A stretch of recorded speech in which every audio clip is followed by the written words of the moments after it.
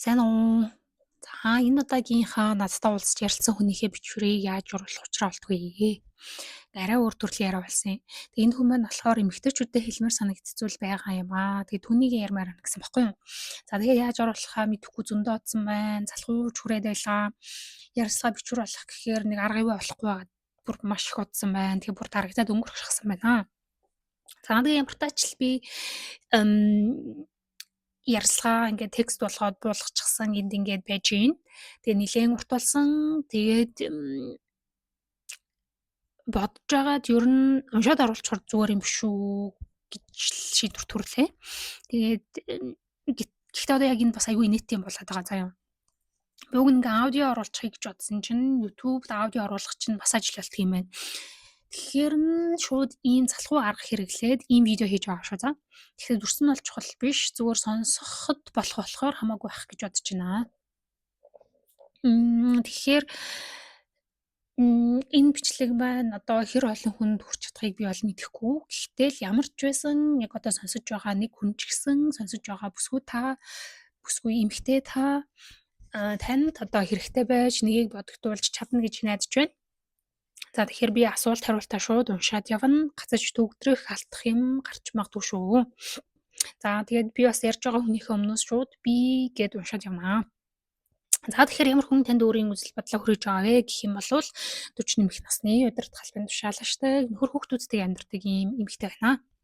За тэгээд гэр бүлийн байдлыг нь нуршлаад хэлчихье гэж бодлоо. Яагаад гэхээр ярилцлагатай маань холбогдно. Тэгэхээр энэ хоёр хүн маань болохоор 20-аад наснда танилцаад тэгээд хамтдаа байж байгаа гэрэлцгээсэн. Тэгээд ер нь бол дараа нь тусдаа байх шийдвэрт хүрсэн. Тэгээ хэсэг хугацаа өнгөрсний дараа дахиад нэг удаа хамтдаа хичээх шийдвэр гаргаад одоо ингээд хамтдаа гэр бүлээрээ сайхан амьдарцгааж байгаа хүмүүс юм билээ. За ярианда шууд орё. Таас жаргалтай байна уу? Хувь хүнийхээ хувьд би маш их аз жаргалтай байгаа. Өөртөө маш сэтгэл хангалуун байдаг. Өвчин зовлон мэдээж хэцүү. Бусдаар ер нь би чадах юм байна гэсэн өөртөө бүрэн итгэлтэй байдаг. Хайр гэж юу вэ? Би яг ийм айхтар философийн асуултыг сайн хариулж мэдэхгүй байна. Гэхдээ тэр хүнтэй байх үед аз жаргалын гормон ялгарч байгааг хэлж өгч болох юм. За дурлал ч юм уу. Гэхдээ бид нар уг нь өөрсдөө үнийг бас ямар нэг хэмжээнд зохицуулж болно. Жишээ нь залуу хүмүүс мэдээж би ч бас тийм л байсан. Сексс авч байгаа таашаалыг хайр гэж ойлгоод байж болохоор байгаа юм. Сексийн дараа тэврэлтэд, эрхлэлтэд хэвтэх ч юм уу, бүр оксидосын ялгарах боломжийг олгоод байвал гэхдээ зөвхөн эмэгтэйчүүд шүү, эрэгтэй хүнд бол ялгарахгүй. Би магадгүй нөгөө хүндээ дурлцгаж болно. Тэгэхээр үнийг сайн анзаарах хэрэгтэй. Тэр гормоныг тухайн хүнтэй холбож ойлгоод зөвхөн энэ хүнтэй байхад л ялгардаг зүйл гэдээ ойлгочихвол хайр болохыг мэдэхгүй ч дурлал болж болох гээд байгаа юм. Тиймээс хэрвээ эхнээсээ энэ дааврын ялгарлыг тэр хүнтэй холбохгүй байж чадвал тэр хүнд бас тэгтлээх татагдахгүй байж болно.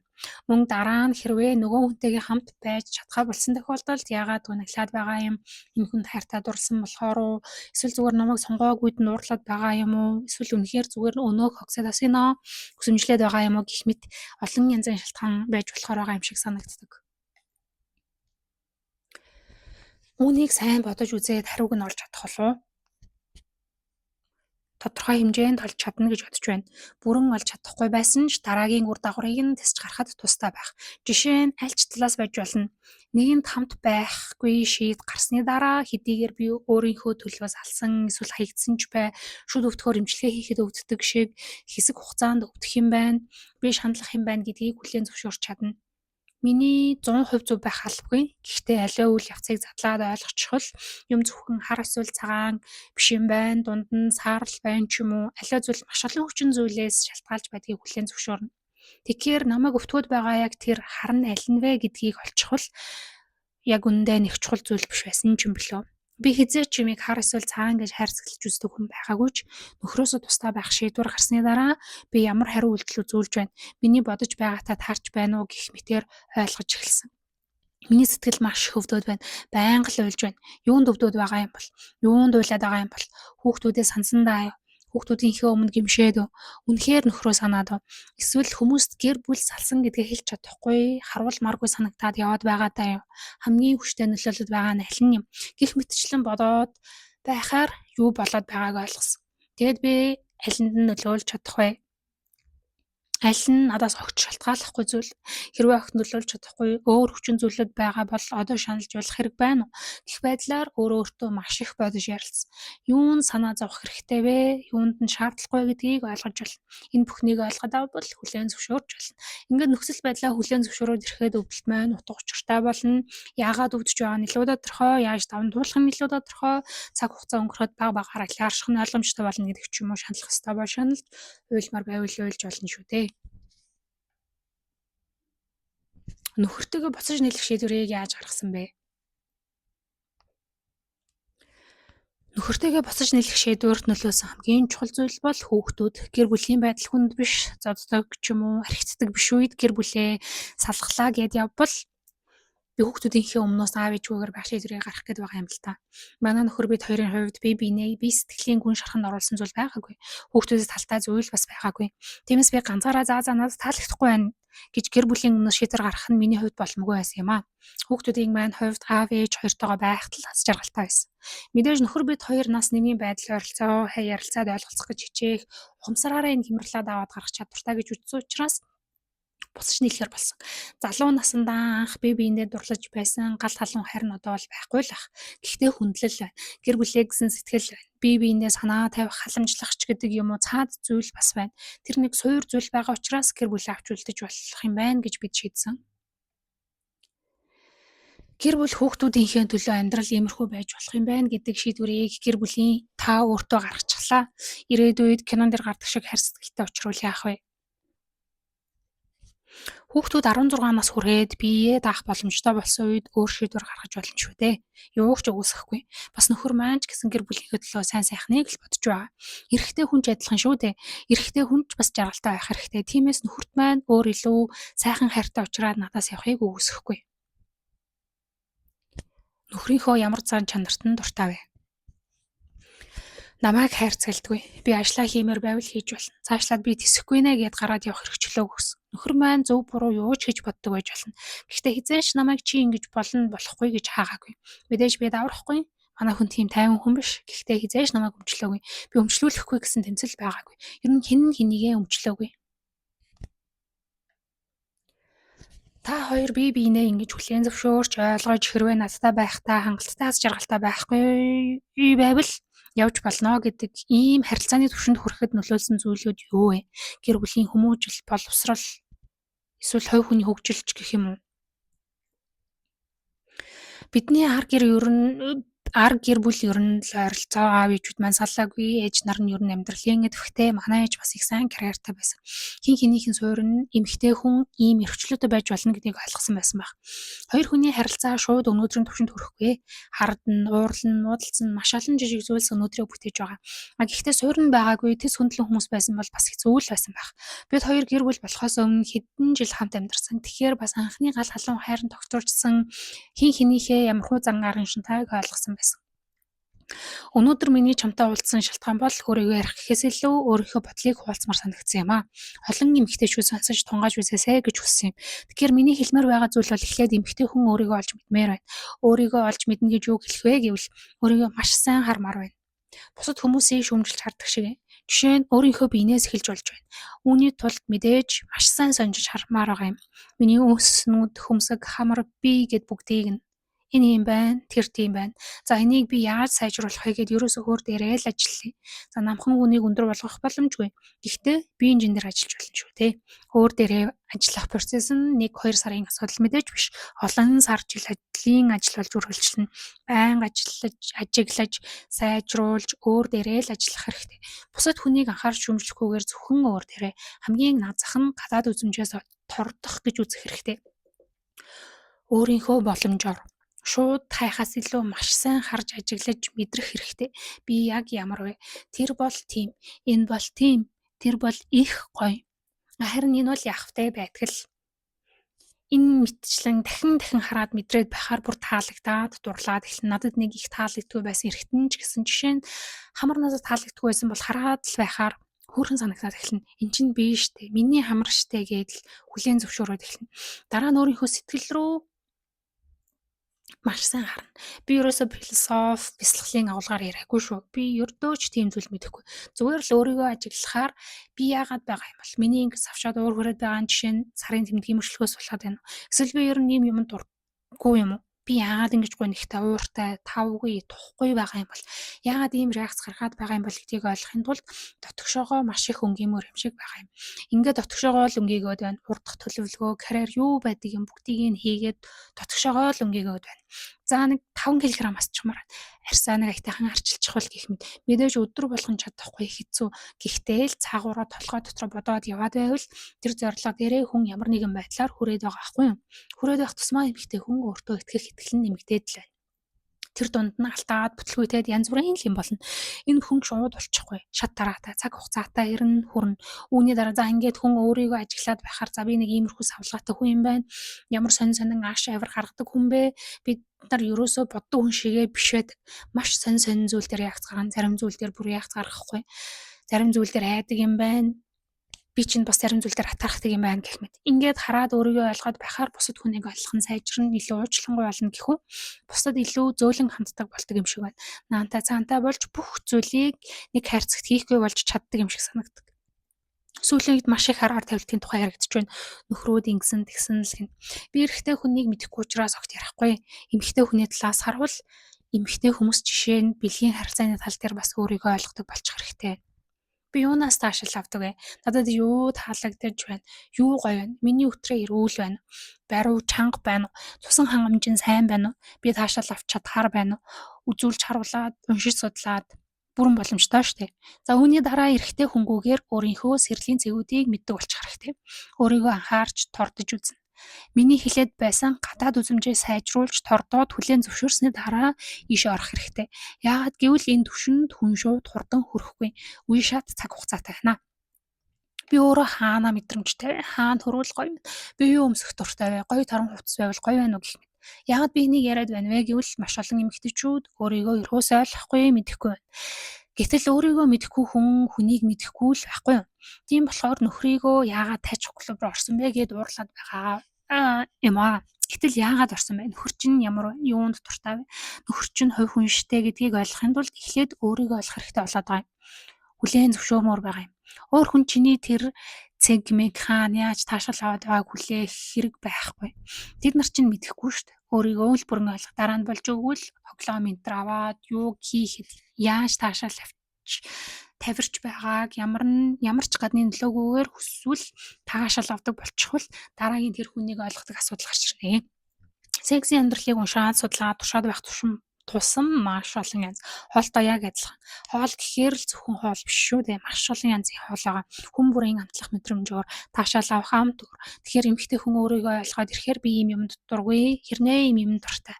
Тэгэхээр эрэгтэй хүний дуртай дургүй зүйл минийхээс өөр байж болох юм байна.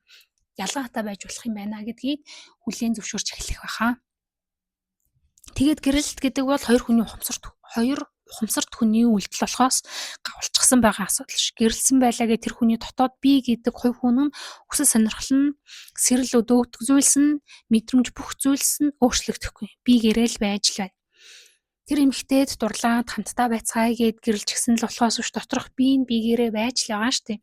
Тэрийг нэг хүлээн зөвшөөрч чадах юм шиг санагдаад байгаа юм.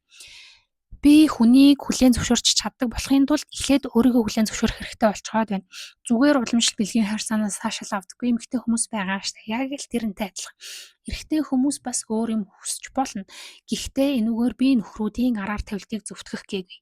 Ядаж л хүн бүр ондоо, хүн бүрийн хүсэл сонирхол өөр. Тиймээс гэрэлчихсэн байлаа гэд нөгөө хүнийхээ дур хүслийг хорих дахиж байхгүй болохгүй гэж үүсгэж болохгүй юм байна гэдэг ч юм уу. Ийм өөрлийн зар амьдралыг харуул тэр хоёр хүний дунд арай өөр ярьслаг өрнөж арай өөр шийдвэр гарах болов. Тэгэхээр дахиад хэлье. Эхнэр нь өөрийгөө ойлгоогүй сексийн юунд гоё юм. Өөрөө ямар секс үсдэг юм. Тэр оргазм гэж юу юм? Хичнээн янзын оргазм байдаг юм. Тэрний зах зохийг мэдэхгүй бол хажуудах хүнээ бүр огтой ойлгохгүй шүү дээ. Би чиний бэлгийн хүслийг хангахч болж байна ч юм уу эсвэл би зөвхөн хангаж байх ёстой юм уу гэх мэт асуудлууд байгаа. Юу гэж хэлэх гэж байна вэ гэхээр нөхөрт гоё байсан байгаагүй ямар ч хамаагүй чи надтай л байх ёстой гэдэг ч юм уу. Иймэрхүү байж болохгүй л байгаа даа юм. Тэгээд энэ талаар өөрөө ч ярилцдаг ойлгочих олчихсан байвал заавал олсон байх алгүй ядаж хичээдэг байвал хэрвээ нөхөр нь эхнэр нь аль нь өөр секс хүсээд байвал би энд буруу ганц зүйлийг хэлээгүй шүү. Насан туршийн хүүхд хүчирхийлэл гэх мэт хууль бус хүний ясны гачууд зүйл огт биш шүү. Хуулийн хүрээнд нөгөө хүн арай өөр шин содон юу байдгийг хүсэж байвал би оролдоод үзэж болж байна. Харин би ийм зүйл хүсэж байна. Чи оролдоод үзэх мэтэр хоёр хүн хамтдаа ярилцаж таван туулна.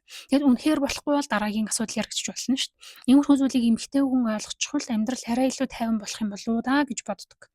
Нөхрийг бусдын ийм тийм гэж шүүмжлэхээс өмнө өөрийгөө нэг бүрэн хараатгаач л гэж хэлмээр байдаг. Эсвэргээр эрэгтэй хүн жишээ нь чамайг хангаж чадахгүй байх үед, хүсснийг чинь хийж чадахгүй байх үед, ур чадвар нь хүрэхгүй байх үед ч юм уу заавал эрэгтэй хүнээс хамаарахгүй өөрийгөө жаргаж чаддаг байвал гэдэг ч юм уу. Би өөрийгөө жаргалтай байдаг гэж бодож чадчих байгаа нь магадгүй би хүнээс ерөөсөө аз жаргалыг хайгаагүй, тэр ингээгүй, энийг хийгээгүй гэх мэт хүнийг харахаас илүүтэйгээр би өөрийгөө л ажиглаад байдаг. Миний хөх жоохон үндсэн байна да. Чадвал дасгал хийгээ жоохон сайжруулж болно. Болохгүй ч гэж болно. Нэг их турах шаардлага алах. Ягаад гэвэл турчхул энэ их гээд байна. Тэгэхээр дими гэдэг ч юм уу ер нь л өөрийгөө л дотроо ажиглаад байдаг. Хүнээс шалтгааллахгүй яж чаддаг. Тэгвэл эхнэр нөхрийн хооронд хэрүүл арай дээр байж болно гэсэн үг үү? Хэрүүл арай өөр төвшөнд, арай өөр байдлаар өрнөж болно гэсэн үг үү? Тийм. Гэхдээ аяг тав угаах гэдэг ч юм уу тэр ахын асуудлыг бол би мэдэхгүй. Харин одоо энэ маш их яригадаад байгаа аргаар тавилт өөр хүн лөө харлаа гэдэг ч юм уу ийм ноцтой асуудал тэр арай өөр төрлийн яриа өрнөж чаднаа. Гэрлэлт гэдэг бол би бас миний нөхөр бид өөр өөрсөдөө хувь хүн шүү. Бид хаана нь хувь хүнээрээ байж хаана нь бид ухамсараараа нэгдэж юуг би биенээсээ хүлээгээд юуг өгөөд юуг энэ хүн надад өгөх ёстой вэ гэдэг хэл хязгаараа ойлгочихвол нөгөө хүнийхээ хувь хүний үнэн цэн нэр төр дотроо байдаг тэр зүйл рүү дайрахгүйгээр хэрүүл хийж бас болохоор байгаа юм. Би бүх юмыг хамж авчраад нэг зүйл дээр гаргаж ирээд байвал хэцүү. Тэр хүнийг өөрчилж чадахгүй, тэр хүний өөрчилж чадахгүй аав ээж юу байдаг юм. Хувь хүний үнэт зүйл, итгэл үнэмшил, бэлгийн хандлага бүх юм руу дайрч орж ялах гэж хэрэлдвэл маш аймаар хоршигтай л байх болно. Яг тэр өгсөн зүйлтэйг адилхан юмыг чи буцааж авна штэ. Чи хүн рүү тийм амар дайралт гэвэл нөгөө хүн чинь эргээд яг адилхан дайралт хийн. Хоёр хүний амьдрал ийм амар зүйлийн дараа эргээд сайхан болчих их хэцүү штэ. Тиймээс эргэж нийлэх орон зай үлдээх хэрэгтэй гэдэг чинь бид хоёр юугаар холбогдож гэр бүл байгаа вэ? Эргээд би чинь бие шүү. Миний үнэт зүйл, миний хүсэл сонирхол, миний өөрийн гэсэн бодол, загварын мэдрэмж юу ч байж болно. Миний хувь хүний юм. Тэр хүний хувь хүний юм гэж байгаа. Бид хоёр нийлээд гэр бүл гэдэг хэсэг юм байгаа. Тэгэхээр тэр гэр бүл гэсэн рам дотор л хэрэлдмээр байгаа юм. Тэгэхгүй гэр бүлээс даваад цаашаа нөхрийнхөө өссөн төрсөн амьдрал боловсрал үзэл бодол бие хүн гэдэг агуулга руу орж хэрэлдвэл энэ хэрүүл маш хүнзгий юм бол хэрүүлийн үед ондоо хэрүүлийн дараах эвлэрэх үед ондоо мэдээж ярьж байгаа шиг амархан биш ээ. Би өөрийнхөө юуг өөрчилж чадахгүй юм, юуг гэр бүлийнхээ төлөө өөрчилж чадах юм гэх мэтийгээ ойлгочихвол нөгөө хүнд маань өөрчилж чадах зүйл байна. Чадахгүй зүйл бас байна гэдгийг бас ойлгож болно шүү дээ. Тиймээс манай гэр бүл хэрүүлгүй асуудалгүй байсан юм огт байхгүй зөндөө л муудалцах үйл ажиллагаа гарч байсан. Би эмэгтэй хүн, ээж хүн байх хэрэгтэй байдаг. Гэтэл бас ажиллаа хийх хэрэгтэй байдаг. Гэтэл энэ дунд зөндөө олон асуудлыг нөхрийнхөө нуруунд дээр хаяад байдаг. Зөндөө л асуудлууд үүсч байсан. Гэхдээ бид ядчил нөхөр маань миний үнэт зүйл рүү халтахгүй, би нөхрийнхөө үнэт зүйл рүү халтахгүй байж чадсан гэж бодож байна. 1-2 сар дуурахгүй байх гэх мэт зөндөө л асуудал байсан. Амар л юм болж байсан. Гол нь миний хэлсэн чухал шугамыг даваагүй. Тийм болохоор эргээд нэгдэх боломж хангалттай үлдсэн байсан юм болов уу гэж бодож байна. Одоо 25 жил болж байна. Тэр их зүйлийг давж гарсны дараа бид хоёр харилцаагаа харцаараа ойлголцоод байгаа. Тийм санаан зорхоор юм бол алга. Дуугүй байх үедээ дуугүй өнгөрөн, дуугүй байхгүй ч үе байна. Эрэгтэй хүнийг хүмүүжүүлнэ гэдэг асуудлыг би бол ерөөсөө мэдэхгүй. Хамгийн их зүйлийг золиосолж байдаг нь эмэгтэй хүн. Тэгэхээр эмэгтэй хүн өөрийгөө л олмоор юм шиг санагддаг та. Эмэгтэй хүнийг өөрийнхөө шалгуурыг битгий доошнд буулгаж эрэгтэй хүнийг сонгооч гэсэн зөвлөгөө маш их байдаг шүү те. Гэхдээ яг бодит байдал дээр хайр сэтгэлтэй хөтлөгдөөд өөрийнхөө шалгуур төрөхгүй байсан ч гэх юм уу давх суу шугамыг давчгаад байхад л нөгөө эрэгтэй хүний уучлаад сонгоод хамт байгаад байдаг шүү тийм. Тэгэхээр энийг ойлгоод хичнээн хайртай дуртай байсан ч өөрийнхөө шалгуураа тавьж чаддаг болтол яалчгүй алж үзэх хэрэгтэй болчиход байх шиг өөрийгөө танихын тулд хүмүүстэй уулзч үзэх хэрэгтэй юу? Алдаж онож үзэх хэрэгтэй л байх та. Тийм ээ. Хүн алдаж үзэх хэрэгтэй шүү дээ. Хүнтэй уулзаж үзэх хэрэгтэй. Чихрийг гаднаас нь хараад ямар амттайг нь мэдэхгүй шүү дээ.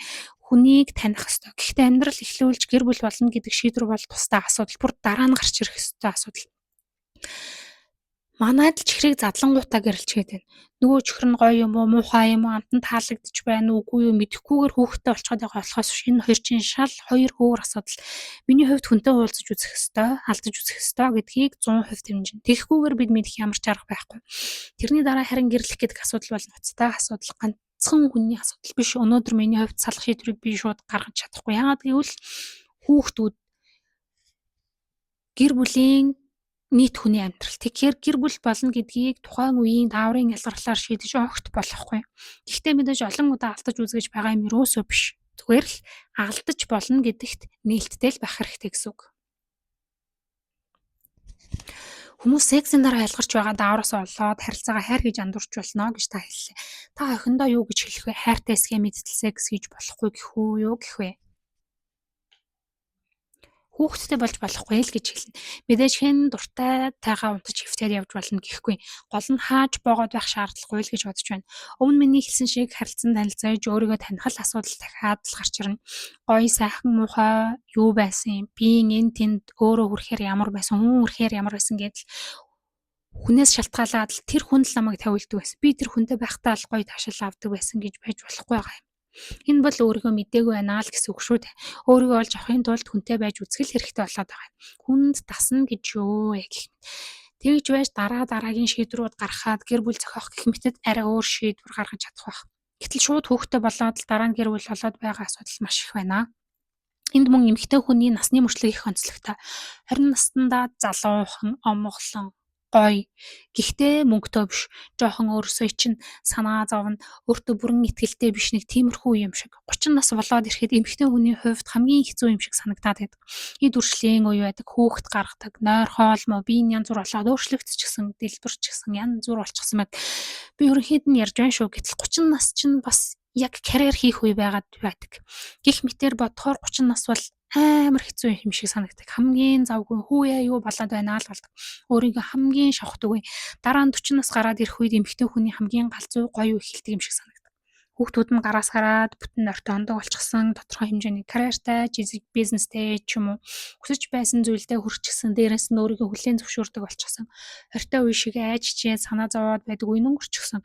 Тодорхой хэмжээнд багассан эсвэл байхгүй болчихсон юм. Тэгэхээр 40 нас хүрээд ирэхээр эмэгтэй хүний хамгийн гоё үеийн эхлэл гэж хэлэх гээд байгаа юм. Одоо бол ер нь 50 60 хүрээд нас барахаа болцоход байгаа шүү дээ. 100 гэдэг болсон байна. Одоо Европт бол 70 80 нас бол маш цэмбэр. Анхны болзоонд ч явж байна. Ингээд харвал 40 нас бол хамгийн сайхан цаг үеийн эхлэл юм байна гэж би бодсон. Бас 40 нас гараад ирэхээр эмэгтэй хүн бэлгийн харилцаанд маш их идэвхтэй болж эхэлдэг. Хамгийн эргэл үе рүүгээ ордог. Гэтэл эрэгтэй хүний хувьд 30 нас хамгийн өндөр байж байгаад 40 нас гараад ирэхээр уруудч эхэлдэг юм шиг ажиглагддаг. Тэгэхээр миний хэлэх гэсэн зүйл бол хэрвээ эмэгтэй хүн энэ мөчлгүүдийг ойлгодог байвал өөрийгөө нөхрөө илүү ойлгож хандах юм бол хандах юм шиг санагдаад байгаа юм. Жишээ нь 30 наснда өөрийгөө дэлбэрчихлээ гэж уурлаад гутраад явахгүй юм шиг. Хүний амьдралын мөчлөг угаасаа ийм л юм байна. Энэ бол хэвийн зүйл юм байна. Би ганцаараа ийм байгаад байгаа юм биш юм байна гэдгийг ойлгочвол арай өөр байх юм шиг санагддаг та. Та өөртөө эсвэл гэр бүлийнхээ төлөө ямар нэгэн юм хиймээр байгаа. Харин танаа нөхөр болохоор дэмжихгүй байгаа.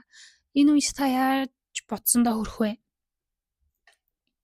Нөгөө хүн чинь юу хүсэж байна, дундын хувилбар байна уу л гэж бодондоо учиргүй өөрөөрөө зүтгээд байж болохгүй.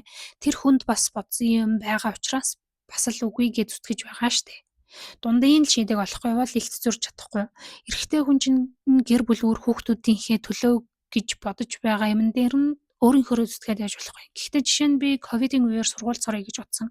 Манай нөхөр нилээн уралсан. Гэртээ ирдэггүй их ажилтай байж дахиж сурах гэлээ гэдэл би сурна гэд бодчихсон байсан учраас сурнаа гэж зүтгээд сураад төгссөн дөө. Энэ сэдв бол Монголд ч гадаадч сүүлийн үед маш их хэлцэгдэж байгаа сэдвээ. Анхны болцоо бас ер нь болцоонд эрэхтэй эмэгтэйгээ заавал дахалтай эсвэл албагүй гэсэн ийм яриа хэлцэгдээд байгаа. Энэ талаар та юу гэж бодож байна вэ? Яг хоо эмэгтэй хүн бас мөнгийг нь гаргаж болно штэ. Миний хувьд бол болно гэж бодож байна. Миний 90 тойрны найз нөхөд ажил хэрэг юу ч байна. Намайг хоолнд урьсан бол тэр төлбөрийн асуудлыг бүрэн зохицуулна гэдгээ ойлгочихсон байдаг. За би одоо нэг удаа даая гэхэд би өөрийгөө мэдэж байгаа учраас хоолнд урьсан. Харин ч үгүй гэд байвал эсрэгээрээ нөгөө хүнд маань эйгүү байх гэд байгаа юм. Надад ажлын шугамаар эсвэл яг найз гэж хэлэхгүй ч гэхдээ хаяадаа уулзаад амьдралын тийм талаар сайхан ярилцдаг хүмүүс зөндөө байна. Энэ хүмүүс бол даана гэдгээ бүрэн ойлгочихсон байгаа. Би даа гэвэл бараг уурлана. Харин 30 дөнгөж гарч байгаа хүмүүс бол харин бас хэцүү л байх. Санхүүгийн эрхчлөөнд хүрээгүй байдаг байхгүй юу? Нөхөр бид хоёр бас л ямар хэцүү байдаг байсан бэ гэдгийг би ойлгож байна. Тиймээс заавал миний идэх хоолыг даана гэх шаардлага байхгүй. Тэгэхээр эхнээсээ санхүүгийн дарамт болохгүй газар бол зүгээр кофе шоп ч юм уу за орой нэг хондоо вино ууя гэвэл өөрөө өөрсдөө даахад нэг их асуудал байхгүй. Гэхдээ эрэгтэй хүмүүс эмэгтэй хүнээс даалгыг ч юм уу тэгж боддоггүй л юм байна гэж бодсон. Хүн хүний л асуудал байх та ямар хүнтэй очих вэ гэдгээс л болох байх. Би охиныгоо бол жишээ нь асуудал тулгархад өөрийгөө даах хэмжээний байгаараа л гэж хэлсэн. Учиргүй эрэгтэй хүний өмнөөс би гэж болохгүй. Тэгээ чамайг урьсан бол эрэгтэй хүнийг даахыг нь хүлээн зөвшөөрөх ёстой. Даахгүй байгаа тохиолдолд чи өөрөө мөнгөтэй байх ёстой шүү. Өөрийгөө давчих хэмжээний байх ёстой шүү л гэж хэлсэн дээ. Хэрвээ тэр эрэгтэй хүн даахгүй байгаа тохиолдолд цаад шалтгаан нь юу ч байсан байж болно.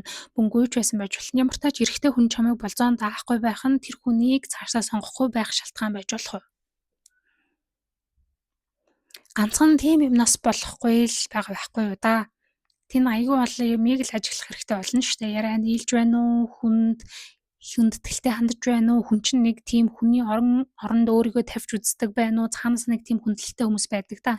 Тийм байна уу үгүй юу? Хэрвээ үнэхээр тийм хүн байвал нэг удаагийн оройн хоолн даахгүйгээс болж сонголт хийн гэдэг хэцүү л дээ. Гэхдээ бүр харваас амьдралын ямар ч идэхгүй, зүтгэлгүй мөнгийг олъё гэж боддоггүй. Тэр бол чухал юм байна гэж боддоггүй хүн байвал тэр хүнийг сонгохгүй байх шалтгаан бол мөн гэж үзэж байна. За тэгээд гол чухал зүйл нь нээсэн болохоор энэ хүргээд ингээд дуусгая. За тэгээд ойлгомжтой байсан байх гэж найдаж байна. Тэгээд за ер нь бол ийм л байна да.